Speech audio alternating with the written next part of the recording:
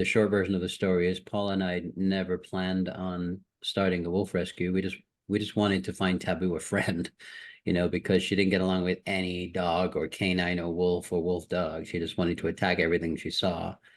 And we really loved her and we just wanted her to have a peaceful life. So we started studying and reading and learning and studied with some so-called experts from TV who basically told us to, lock her up in a cage and don't bring her near children. And we didn't believe that. So we would literally started reading and learning, and we started taking her to Runyon Canyon, which is where everybody in Hollywood brings their dogs. And we took her like every single day.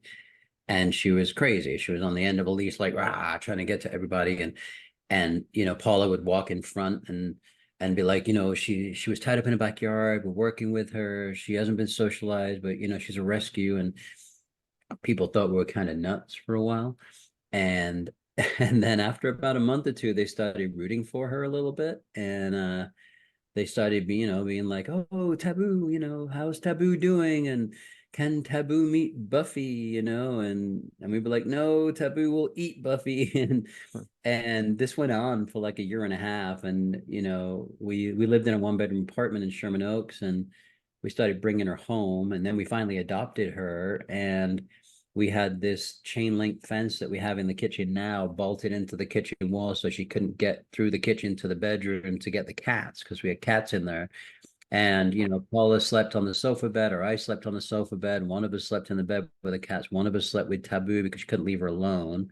We had our windows boarded up at the bottom so she couldn't, because we're on the ground floor, and she would try to jump through the windows. And it was crazy. It went on for about a year and a half. One day we were walking through Runyon Canyon, and I said to Paula, one day she's going to walk through Runyon Canyon off leash. And we were laughing. We're like, never going to happen, right? And a year and a half later, sure enough, she was walking through Runyon Canyon off leash. She was sleeping with the cat. We could leave her alone in the apartment without her destroying everything. She was playing with the dogs in the neighborhood. Paula and I got to sleep together again, which was amazing. And then we got kicked out of our apartment for having a wolf.